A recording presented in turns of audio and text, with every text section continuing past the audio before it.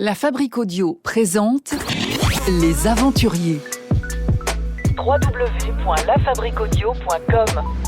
Les Aventuriers à Tenerife aujourd'hui. Merci de nous rejoindre. Le podcast Les Aventuriers à suivre sur l'ensemble des plateformes de podcast. Je vous souhaite la bienvenue avec aujourd'hui une île espagnole que nous allons découvrir ensemble. Il s'agit de l'île de Tenerife et nous la découvrons sous le prisme nature, sport avec plusieurs invités, notamment Vincent Montagny. Vincent Montagny d'Alibert Trekking. Bonjour Vincent. Bonjour. Alors Vincent, toi tu es un sportif voyageur, Alibert Trekking c'est une agence française spécialisée dans le voyage d'aventure et il y a peu tu es allé découvrir Tenerife avec le vélo, on va en reparler. Et puis Laura, une voyageuse, blogueuse qui est avec nous, salut Laura. Salut.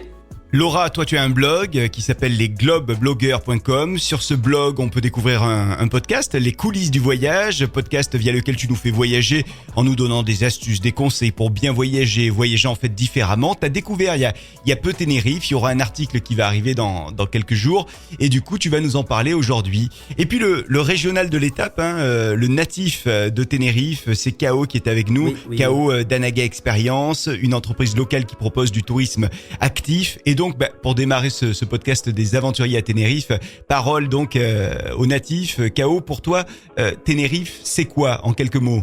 Vale.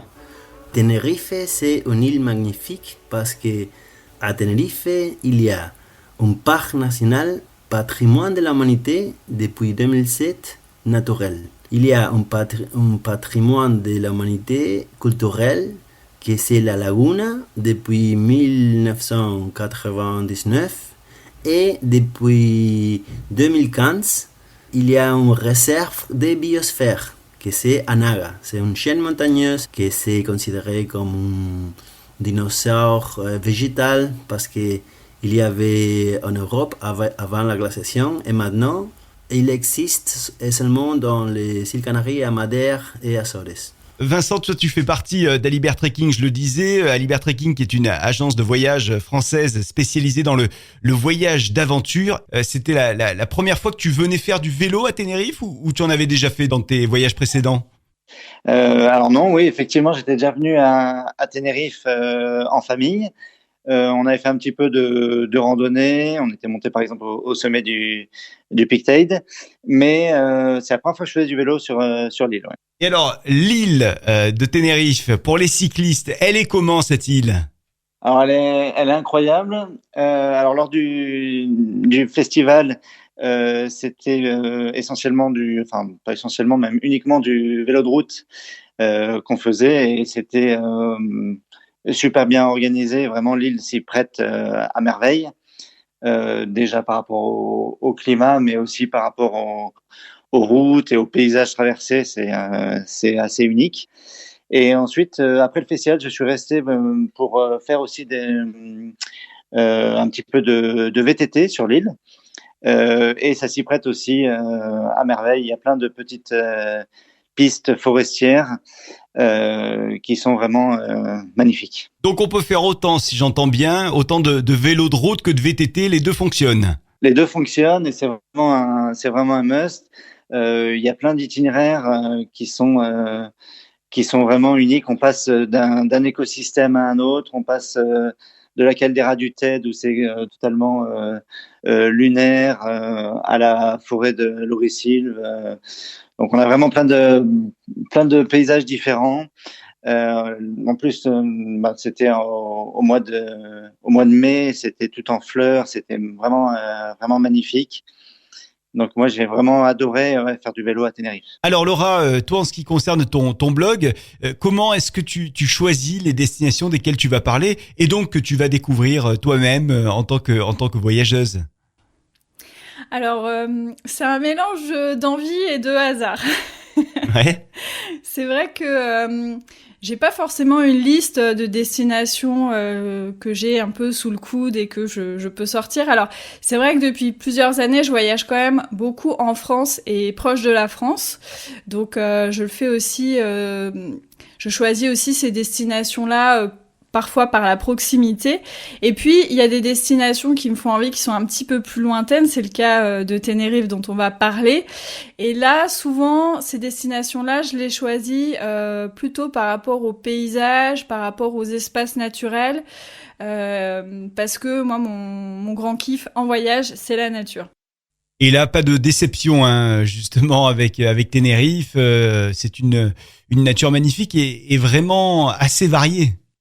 Oui, alors ce qui est très étonnant à Tenerife et ce qui nous a beaucoup plu, c'est que déjà il y a une diversité de paysages. Ça a beau être une île qui est pas forcément si grande que ça, comparée à d'autres destinations, il y a une très très grande diversité. On a l'impression de vivre plusieurs voyages dans le voyage. Entre le sud qui est très très aride, désertique avec du coup une végétation assez basse, assez spécifique. Le centre avec bien sûr le Teide, ce volcan majestueux, et puis ces champs de lave et toutes les couleurs du coup, le spectre volcanique rougeoyant, du jaune, etc.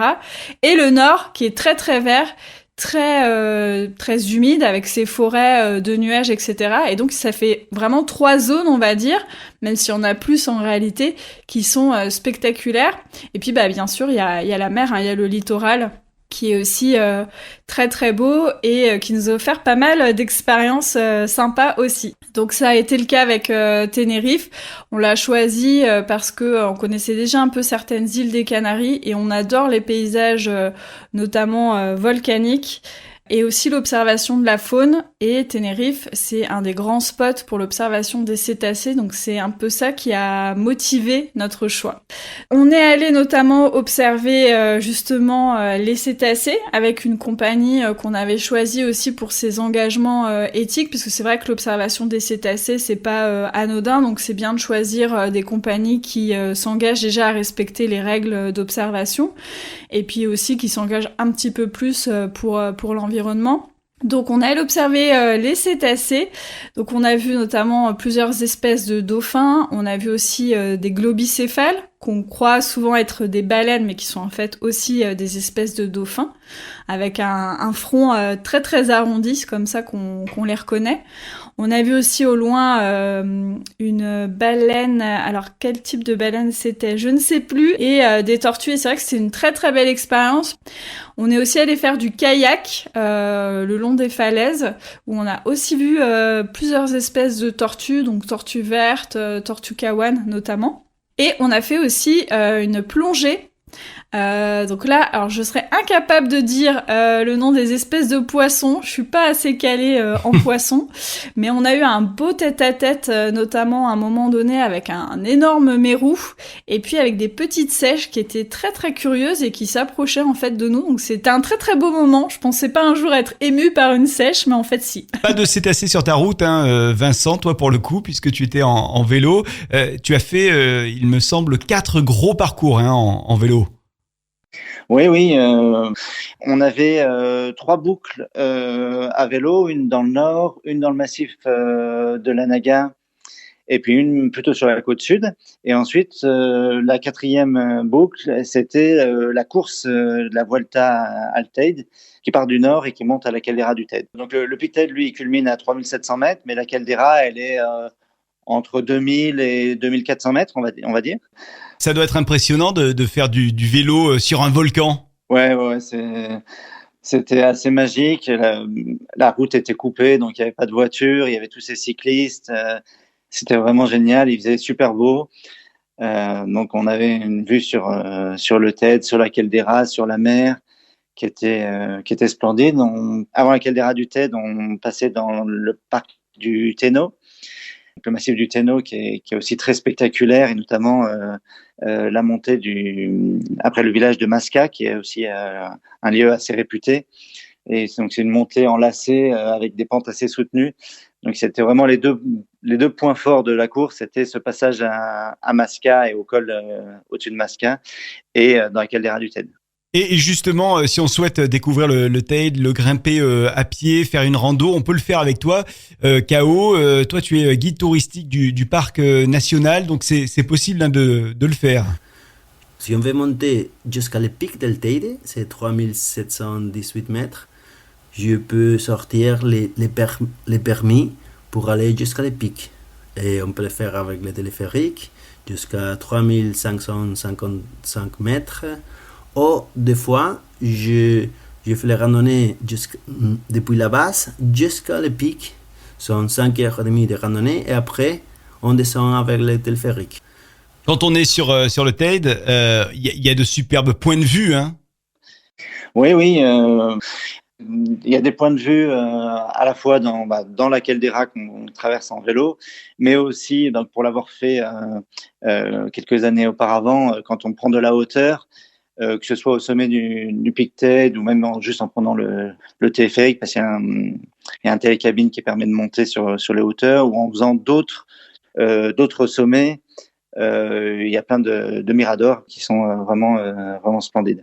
L'avantage de la randonnée, finalement, c'est qu'on peut accéder à des endroits auxquels on n'aurait pas accédé en voiture, par exemple, même en vélo d'ailleurs, hein. Donc, on accède à des lieux complètement extraordinaires et insolites. Bien sûr, c'est très spectaculaire. Les voies qu'on a depuis les pics, on voit et toute l'île et des autres îles aussi de îles Canaries, alors c'est magnifique. Question faune, j'ai bien aimé aussi les lézards. Il y a beaucoup de lézards, notamment sur la partie du Teide, là, qui sont assez curieux aussi et qui sont très très jolis. C'est des lézards qui sont quasiment tout noirs avec certaines taches bleues sur le corps et c'était une belle rencontre aussi. Et tiens, en parlant de rencontres, mais cette fois-ci rencontres humaines, il y a eu des belles rencontres pour toi à Tenerife lors de ce voyage ? Oui, alors on a pu notamment rencontrer une personne qui essaye de collecter plein d'espèces anciennes ou rares de flore en fait endémique de l'île pour les planter aussi dans son jardin. Donc il a comme une sorte de conservatoire en fait des graines, notamment des pommes de terre, parce que c'est vrai que ces îles des Canaries sont réputées pour leurs nombreuses variétés de pommes de terre, mais il y a aussi d'autres plantes. Et c'est une rencontre qu'on n'aurait jamais fait si on s'était juste baladé tout seul, par exemple.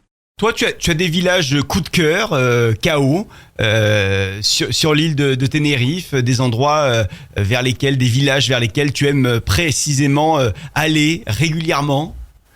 Les centres historiques plus belles, on peut dire qu'ils sont dans le nord, que c'est la ville de la Orotava, Garachico, qui était les premières portes plus importantes de l'île pour l'exportation de vin. Icod aussi était un centre de production de vin avant.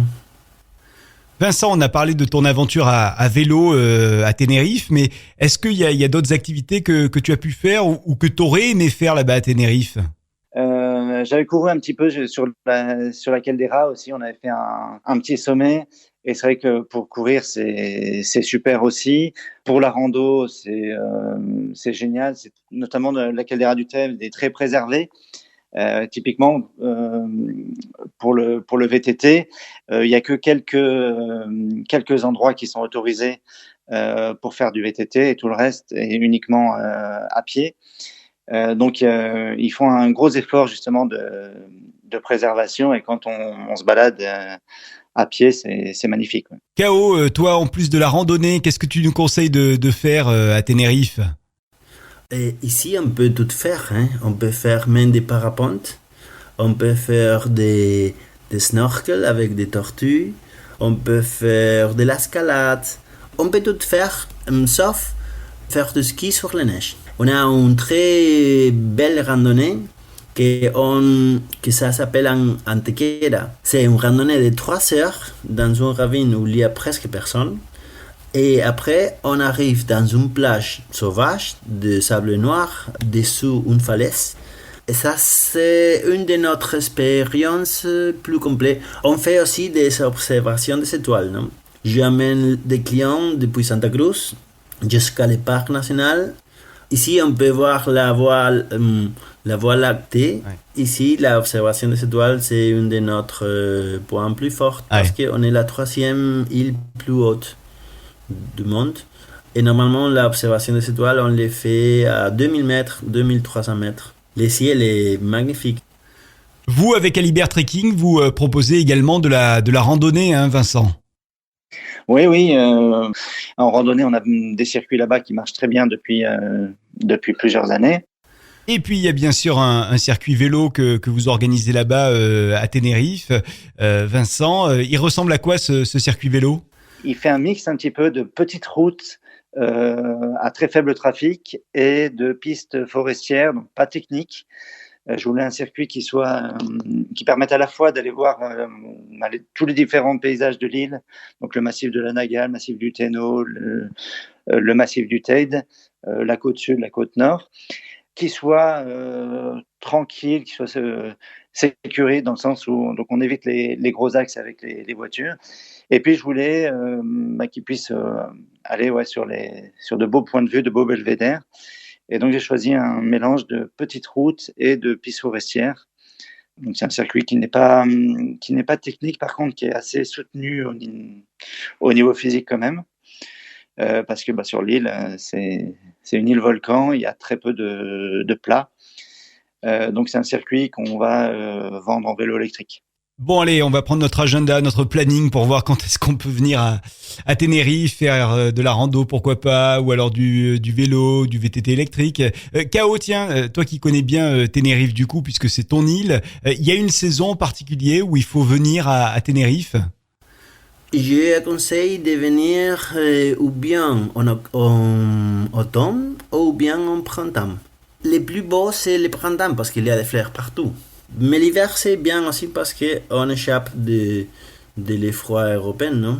Ici, la température moyenne, c'est 22 degrés à la côte. Après, dans le parc national, bien sûr, si en hiver, il neige même, des fois. Et pas tout l'hiver, mais des fois, il y a de la neige. Mais à la côte, la température ne change presque pas.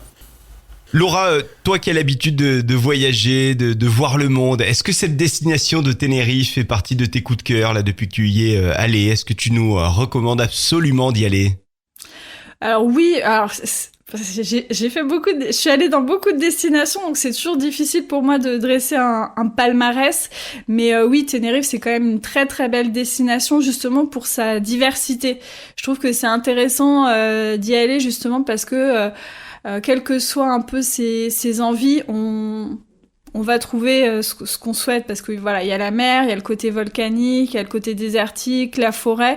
Donc c'est un concentré en fait de beaucoup de choses. Et puis c'est pas si loin que ça de la France, donc et c'est assez facile d'y voyager, après trouver les informations sur place, etc. Donc oui, je recommande bien sûr d'aller à Tenerife.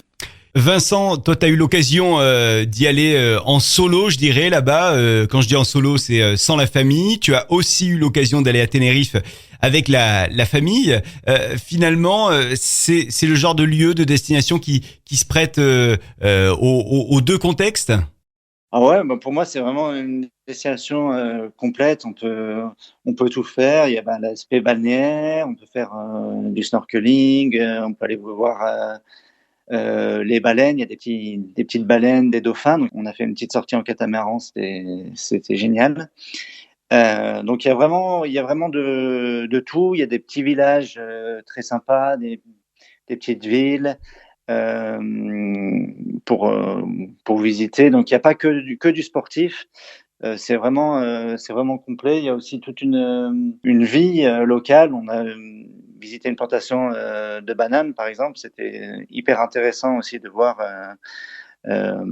comment ils cultivaient les bananes et comment ils exploitent le climat particulier, le relief particulier de l'île pour faire des bananes de qualité. Donc ça, c'est une visite aussi que j'ai trouvé vraiment intéressante.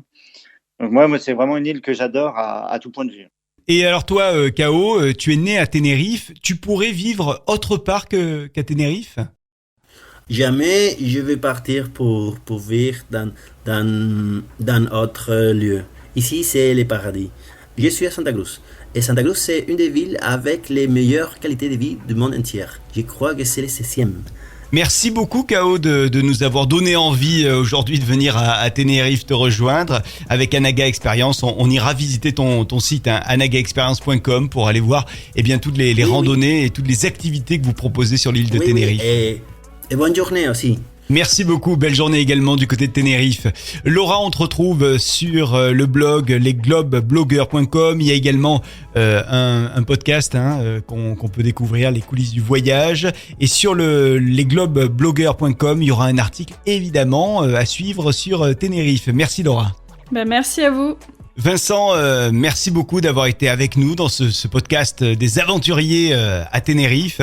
Vincent Montagny, d'Alibert, on te retrouve évidemment sur Internet notamment pour pourquoi pas réserver notre circuit VTT électrique là-bas du côté de Tenerife. À bientôt Vincent.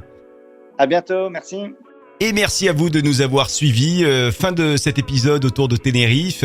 Vous retrouvez dans la description de cet épisode tous les liens des lieux dont on a parlé éventuellement ou des organisations qui vous organisent des séjours sympas du côté de Tenerife. Nous, on va se retrouver avec d'autres aventuriers très très bientôt dans ce podcast des aventuriers produit par la Fabrique Audio. À bientôt. Les aventuriers. www.lafabriqueaudio.com. Vous souhaitez devenir sponsor de ce podcast ? Contact @lafabriqueaudio.com.